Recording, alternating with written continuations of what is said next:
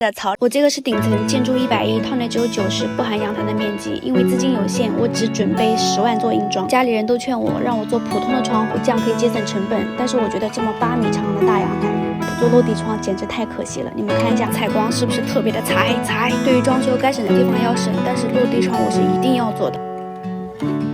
我家这个阳台的长度是8米，因为交房的时候它是没有玻璃的，都是后期业主自己花钱封的。高度工作，我真的觉得每个行业都不容易，真的特别辛苦，都是为了生活。说实话，我都替他们感觉到害怕。其实装那个落地窗家里是不太同意的，因为确实成本很高。但是我觉得饭可以不吃，衣服可以不买，我一定要装那个落地窗，这可能是我内心里面最后的倔强了。说实话，买房的时候我就看到这2个大阳台了，而且我不准备隔开，做一个整的阳台，所以落地窗是必须要的。看一下这个拆完护栏的阳台，是不是效果就出来了？明天终于开始装落地窗了。小时候住过泥房、瓦房、砖房，到后来爸妈买的乡镇的小房子，一直在内心去幻想，如果有一天能有一个属于自己的房子，一定要有一扇大大的落地窗。今天终于做到了。我家是建筑110，套内90，不像。第一是顶层采光比较好，可能看着比较大。第二，我把家里所有能砸的墙全部都利用了将近10个平方。这边是8米的大阳台，是装落地窗的。由于玻璃还没有吊上来，所以现在就没有装。这边是空调，瞬间多了2个平方。我是打算门外扩到阳台，这样男卧室也变大了。然后这边因为我们房间的面积真的特别小，所以我把北阳北卧室的房间，另外一半北阳台我就用到了主卧到了，然后做一些小衣帽间，把主卫外扩到了阳，所以你们看着应该不像迷宫了吧？很多人问我搞了落地窗之后衣服晒在哪？今天带你们来参观一下我这个顶层大露台。很多人跟我讲顶层各种不好，其实它也有优势的。除了采光好之外，你看这么大的顶层大露台，它晒衣服晒被子它不香吗？我前2天还刷到一个抖音，就是人家在这种顶层露台上去办酒席。如果谈到办酒席，我觉得我这个可以至少办10几桌。你们说这么大的露台，它究竟干点啥好呢？我家是超大双阳台户型，客餐厅面积和衣柜放一张床，床头柜都放不下去。为了让面积变大一点，我是这样做的：把原先的移门拿掉，都有的墙体打掉，把空调外机的地方也打掉，从这个地方把卧室外扩到阳台30公分，然后空调机位打掉的地方做洗衣机、做柜子，然后外扩出来的30公分，到时候用推拉门给它封皮，这样房间变大了，也保留了整个8米落地窗阳台，也不用做隔断了。很多人都问我，你家到底什么时候装落地窗啊？其实我也很着急啊，大家也很关注。这样的卡着过年嘛，工人都回家过年了，所以他们还没有开工。这2天他们就过来，然后会帮我装玻璃、装落地窗。现在家里停工了，因为确实太危险了。因为这个框架现在还不好装，因为那个玻璃太大了，吊不上来，所以只能等玻璃到时候一起装。所以你们一起再陪我等2天吧。哎，自从我买了这个顶层，每天都有人跟我讲顶层不好啊，热啊，漏水啊，18层的寓意也不好啊。你为什么要买西边户啊？东边户多好，紫气东来，寓意也好，也容易发财。我想说，哎，这年头买个房子已经很不容易的了，还挑3拣4，谈发财，你不努力躺家里发财吗？那也不现实啊！我的天哪，太不容易了！我家8米阳台落地窗，历经磨难，一波三折，耗时2个月，今天终于完工了。久等了，各位兄弟姐妹！我家这2块玻璃，老板叫了6个工人，搞了一整天才安装完毕。说真的，我觉得他们特别不容易。我自己站在阳台的时候，腿都发软，但是看到他们在外面去打玻璃胶的时候，我感觉我的心都在嗓子眼提着。真的是每个行业赚钱都不容易。说真的，一开始选择落地窗的时候，身边所有人都反对，因为真的太贵了。我的硬装预算只有10万，但是我还是坚持搞了落地窗，因为真的有太多人跟我讲，我这个顶层18层各种不好，那我就搞一个无敌大采光，让你羡慕羡慕。你看这视线，这采光，你就说绝不绝吧？反正我是爱了。10万硬装预算还剩7万，我要省着发挥了。下一期跟你们讲主卧衣帽间布局最大的一个坑了。之前更新的视频，很多朋友都说我家水电改造的很粗糙，我也一直以为只是粗糙一点，但不影响使用，终究是小王太嫩了呀。第一，我家所有开关的高度没有一个合格的，全部要重新改。第二，也是最重要的一点，不管你是自装还是找装修公司，千万一定不要做死线。我家全被做成了死线，我重新找了3波水电师傅来重新做，都没有人愿意做，因为这个线根本拽不动。虽然后期换线几率不高，但是不排除要检修。第三，线管不应该放在开关盒子的中间，这样开关都没有办法装了。第四，水管走顶卡扣一定要安装标准，我家这个太细了，根本就没有用。后期使用水管压力震动会导致热容口接口松动，就会出现漏水的现象。哎，也不知道我家这个水电师傅之前是咋想的，给我留了这么多坑，一坑接一坑。第五，一定要跟水电师傅沟通好，你家厨房、客厅、餐厅、卫生间所有电器要用到的开关位置，千万不要跟我一样返工。做防水吗？防水是整个装修过程当中最重要的一个环节，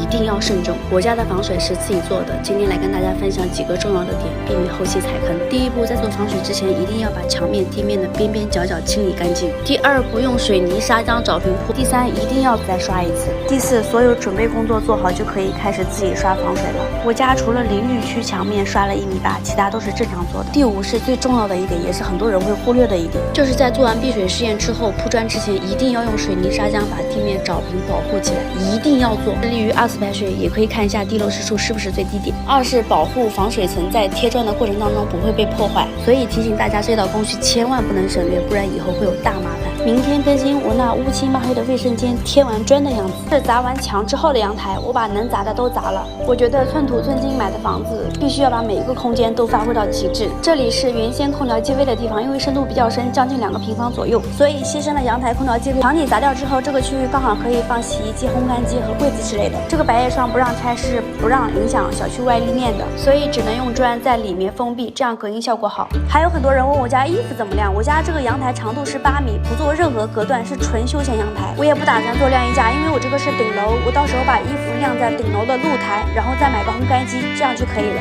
其实顶楼也不是像很多人说的那么不好，也是有很大的优势的。搬硬装预算，目前所有主材加空调花费7.6万。身边很多人都在劝我不要装中央空调，成本高，要吊顶，还要在墙上打孔。最主要的是，他们都跟我讲中央空调的效果不如壁挂的和柜机。我家主要是阳台空调机位给我打了多了2个平方，我做成了生活区，加上我家是黑白灰的极简，我个人比较喜欢那种简约的空间感。经过再三考虑，我还是忍心拆巨资订了日立中央空调。家里人都说太贵了，但是我不这么觉得，因为我多了2个平方，多了一个生活区，其实算下来跟买壁挂的没有差距。每天同城都有各种各样的人到我家来看现场，有邻居，还有其他小区的，甚至还有周边一些城市的。我家现在是木工吊顶阶段，今天刚好做营门的过来量尺寸。我这个气墙衣柜是红砖上墙一通到顶，然后正常吊顶，花了我100块钱巨资。今天给它安一个黑色的推拉门，1000块钱就搞定一个衣柜，你说值不值？你看我家真的是一波接一波的人，现在是正常木工吊顶阶段，快要结束了。如果你们真的想看我家，那欢迎你们来，但是我建议你们可以等几天，等木工结束上油漆的时候，就可以看出一个大概的框体了。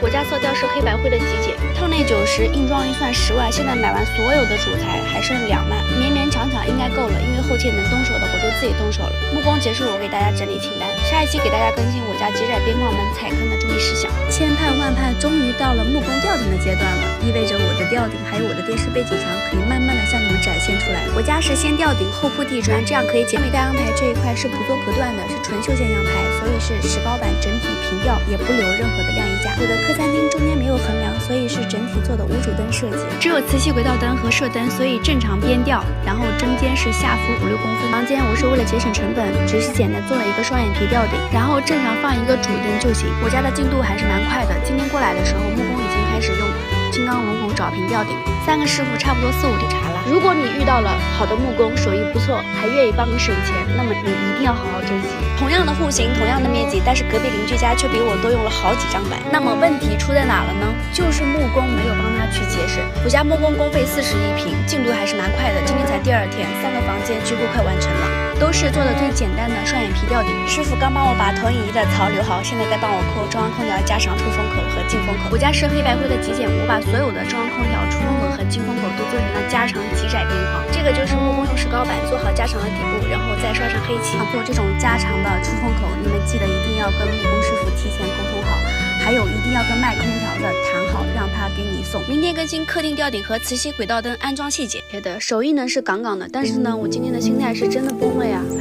我爸也不理我了，咋整呢？事情是这样的，我家做的干湿分离，干区是跟着客厅走通铺过来的，必看这一面墙过来就是湿区，整体墙面地面都是纯黑色的哑光砖。怪我没有跟他说清楚，他以为是整体通铺，我就1个早上没来，到了我都惊呆了，他整体全部通铺了，地漏也做好了。我爸只说了一句，这样干湿通铺过来不是挺好看吗？你咋不早点说你市区要黑色的地砖？可是我还是喜欢市区墙地都是整体黑色的砖。